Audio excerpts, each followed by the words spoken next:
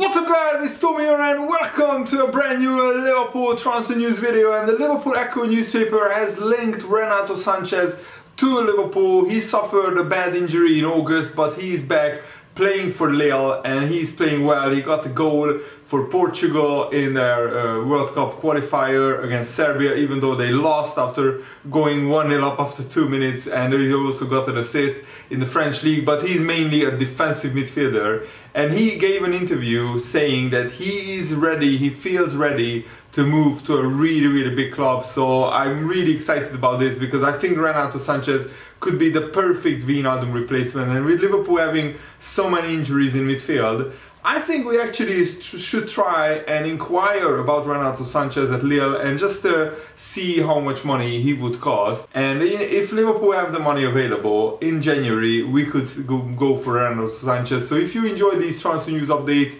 around Liverpool FC, leave a like, subscribe if you haven't already, turn on the bell notifications so you never miss the latest Liverpool transfer news updates. And of course, Lille won the French league last season with a pretty heroic, incredible season, but this season they are in mid-table because they just didn't hit the heights of last season. They won very few of their recent games, so they are not in the best of form, mainly because of Renato Sanches' absence, but also other players have been in and out.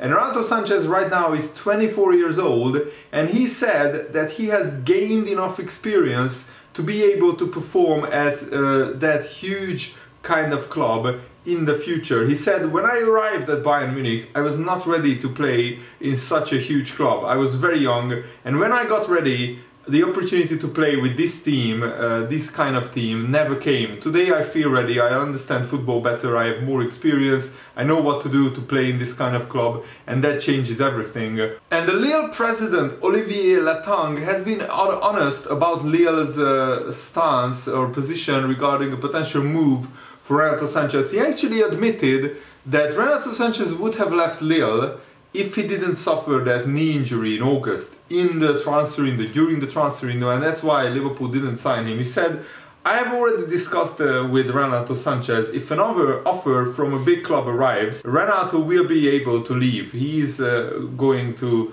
be able to go to a big club. We won't stand in his way. We will see what could happen. But for now, he is here with us and he is happy. And I think sometimes Liverpool have lacked the energy of Wijnaldum in midfield. Not all of the games, but especially when we lost to West Ham United, I feel that was the game where we lacked Wijnaldum tracking back, running back, and also keeping the ball a little bit better and not losing it and get countered. The French football is not in a great financial position apart from Paris Saint-Germain, and Lille are in lowly 12th place, having won only 4 of their first 14 league games. So right now they are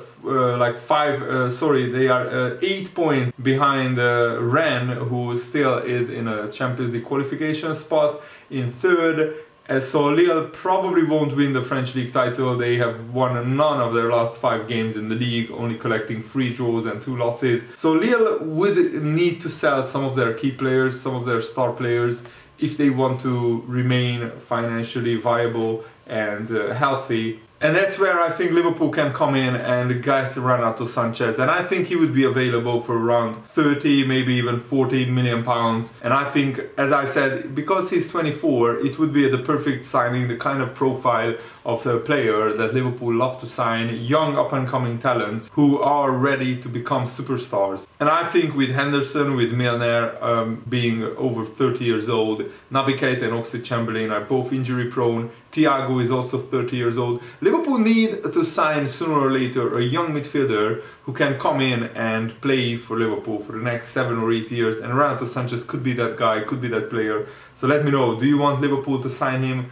or not? Do you think he is good enough for Liverpool right now? I certainly think so. And I'm very curious what kind of team Jurgen Klopp will field against Porto, because we are already through and we also already won the group. With 2 games to go, that is a very good, luxurious position to be in. But you get 2.7 million euros for a Champions League win in the group stage. So Liverpool will want to win both their remaining games. And I expect maybe some youngsters to come in, like Tyler Morton and Neco Williams, but otherwise I expect Liverpool to play first team players. Divock Origi probably will come in because Diogo Jota had a knock to the knee when with the Ramsdale they slid in together. And Rob Page was very impressed with Neco Williams' performances during the Wales World Cup qualifiers. So this is what he said: when you have come off and you have played really well and you listen to the supporters, you can't buy that. They will want to recreate that week in, week out. Players will want to play games for whatever reason.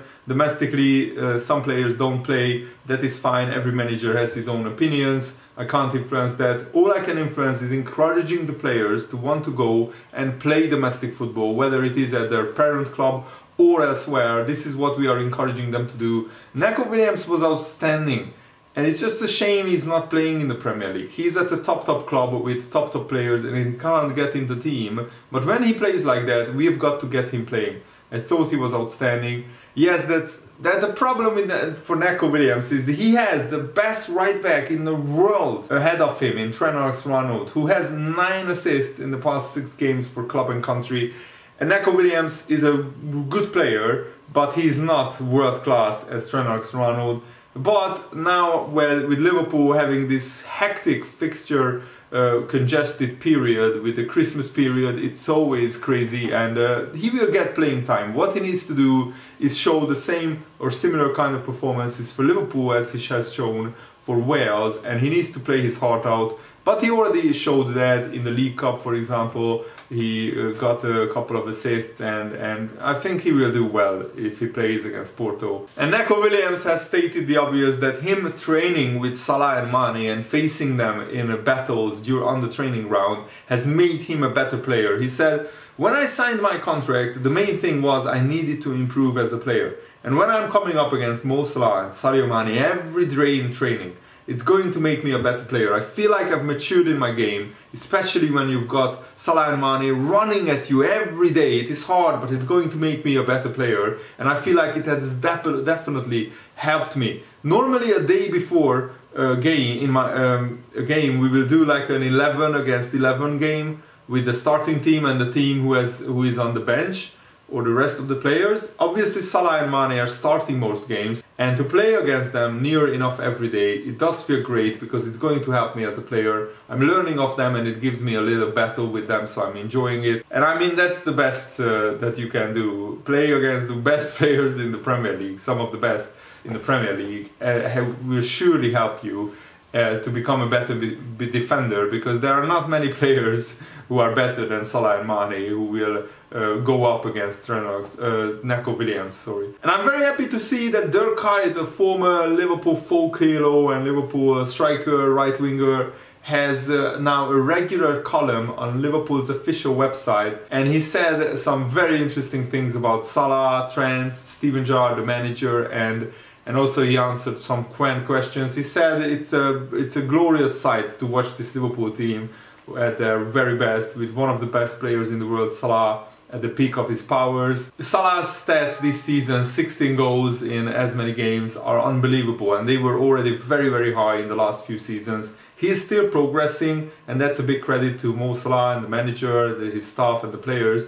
This team has been together for a long time, but they are still finding the possibility to get better every day. Salah fits in so well to the way Liverpool presses, with the wingers pressing on the opposition's central defenders most of the time. When Liverpool have the ball, he's a little bit tight in his position, and that makes him so unpredictable. Behind him is Trent Alexander-Arnold, who is also playing at an unbelievably high level. With Salah playing a little bit inside, it gives Trent the opportunity to play higher up the pitch. He was very important again against Arsenal, not just with his 2 assists. He's a defender playing like an attacker, but also defensively when Liverpool lose the ball. His role in the team is very important because he's able to press so high. Defenders love defending like that. It's not easy to defend like Liverpool, defending very high up the pitch, but when you press well, it's easy, and especially with world-class players like Trent. His delivery is like a forward player's dream. It's Gerrard-esque. When Gerrard passed you the ball, it didn't matter what distance. He played the ball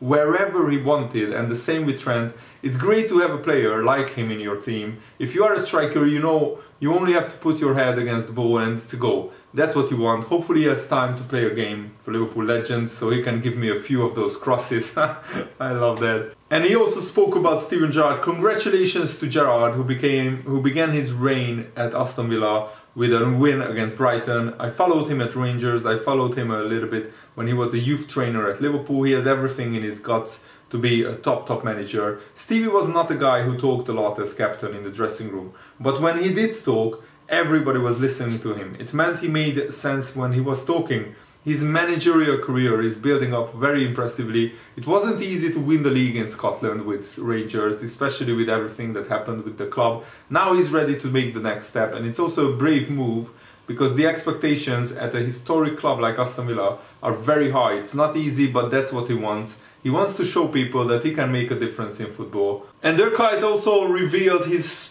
most favorite goal that he scored during his Anfield career. He said the winning penalty against Chelsea in the Champions League semi-final in 2007. Earlier on in the game I scored an offside goal, which wasn't actually offside. It probably wasn't my best goal, but it was a very important one.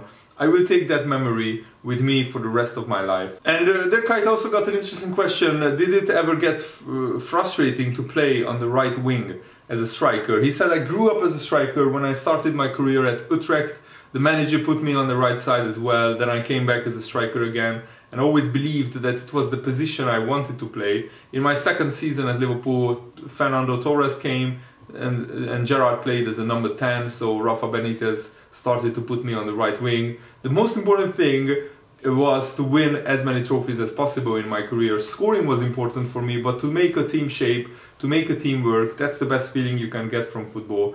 It was a change for me, but it was never frustrating. In a time with Fernando Torres, Steven Gerrard, and when I was playing on the right, we were unbelievable and so close to winning the Premier League. And Dirk Kuyt finished his column with saying, I loved my time at Liverpool FC so much and I'm absolutely a fan watching every game, but I also want to be a coach and a manager. It's very interesting to watch this Liverpool side tactically and I learn a lot from it. I'm looking forward to sharing my thoughts over the course of what's hopefully a hugely successful season for Liverpool. So that's brilliant, and I'm really happy that Liverpool will now hopefully other former players will get some columns on the Liverpool website, because it's always interesting to hear their thoughts and views on what is going on at Liverpool right now. So I'm happy that Dirk Kuyt did this column for the official Liverpool website. And that's it for today's video. I really hope that you guys enjoyed it. Thanks for watching. Have a nice day. See you later.